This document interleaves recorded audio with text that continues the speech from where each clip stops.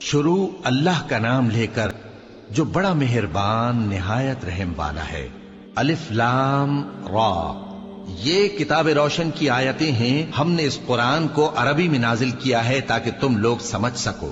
اے پیغمبر، ہم اس قرآن کے ذریعے سے جو ہم نے تمہاری طرف بھیجا ہے تمہیں ایک نہایت اچھا قصہ سناتے ہیں، اور تم اس سے پہلے بے خبر تھے۔ جب یوسف نے اپنے والد سے کہا کہ ابا، میں نے خواب میں 11 ستاروں اور سورج اور چاند کو دیکھا ہے، دیکھتا کیا ہوں کہ وہ مجھے سجدہ کر رہی ہیں۔ انہوں نے کہا کہ بیٹا، اپنے خواب کا ذکر اپنے بھائیوں سے نہ کرنا، نہیں تو وہ تمہارے حق میں کوئی چال چلیں گے۔ کچھ شک نہیں کہ شیطان انسان کا کھلا دشمن ہے، اور اسی طرح اللہ تمہیں برگزیدہ و ممتاز کرے گا اور خواب کی باتوں کی تعبیر کا علم سکھائے گا، اور جس طرح اس نے اپنی نعمت پہلے تمہارے دادا پر دادا ابراہیم اور اسحاق پر پوری کی تھی، اسی طرح تم پر اور اولاد یعقوب پر پوری کرے گا۔ بے شک تمہارا پروردگار سب کچھ جاننے والا ہے، حکمت والا ہے۔ ہاں، یوسف اور ان کے بھائیوں کے قصے میں پوچھنے والوں کے لیے بہت سی نشانیاں ہیں۔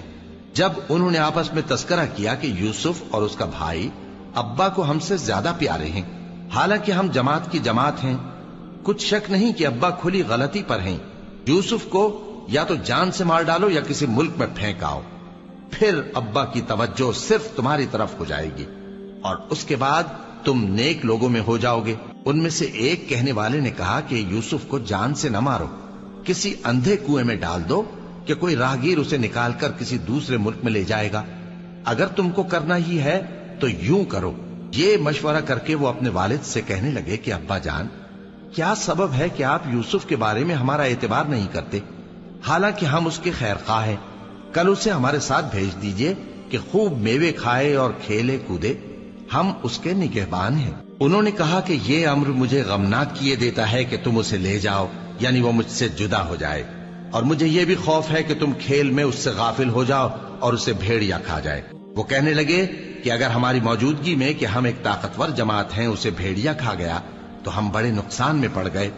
غرض جب وہ اس کو لے گئے اور اس بات پر اتفاق کر لیا کہ اس کو اندھے کنویں میں ڈال دیں، اور ہم نے یوسف کی طرف وحی بھیجی کہ ایک وقت ایسا آئے گا کہ تم انہیں ان کے اس سلوک سے آگاہ کرو گے، اور ان کو اس وحی کی کچھ خبر نہ ہوگی۔ اور یہ حرکت کر کے وہ رات کے وقت باپ کے پاس روتے ہوئے آئے، کہنے لگے کہ ابا جان، ہم تو دوڑنے اور ایک دوسرے سے آگے نکلنے میں مصروف ہو گئے اور یوسف کو اپنے اسباب کے پاس چھوڑ گئے تو اسے بھیڑیا کھا گیا، اور آپ ہماری بات کو گو ہم سچ ہی کہتے ہیں باور نہیں کریں گے۔ اور ان کے کرتے پر جھوٹ موٹ کا لہو بھی لگا لائے۔ یعقوب نے کہا کہ یوں نہیں ہے، بلکہ تم اپنے دل سے یہ بات بنا لائے ہو۔ اچھا، صبر، کہ وہی خوب ہے، اور جو تم بیان کرتے ہو اس کے بارے میں اللہ ہی سے مدد چاہیے۔ اور اب اللہ کی شان دیکھو کہ اس کنویں کے قریب ایک قافلہ آوارد ہوا اور انہوں نے پانی کے لیے اپنا سقا بھیجا، تو اس نے کنویں میں ڈول لٹکایا، یوسف اس سے لٹک گئے۔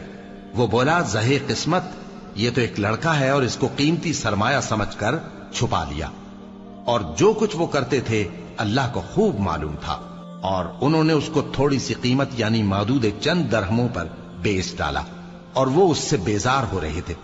اور مصر میں جس شخص نے اس کو خریدا، اس نے اپنی بیوی سے جس کا نام زلیخا تھا کہا کہ اس کو عزت و اکرام سے رکھو، عجب نہیں کہ یہ ہمیں فائدہ دے یا ہم اسے بیٹا بنا لیں۔ اس طرح ہم نے یوسف کو سرزمین مصر میں جگہ دی، اور غرض یہ تھی کہ ہم ان کو خواب کی باتوں کی تعبیر سکھائیں، اور اللہ اپنے کام پر غالب ہے، لیکن اکثر لوگ نہیں جانتے۔ اور جب وہ اپنی جوانی کو پہنچے تو ہم نے ان کو دانائی اور علم عطا کیا، اور نیکوکاروں کو ہم اسی طرح بدلہ دیا کرتے ہیں۔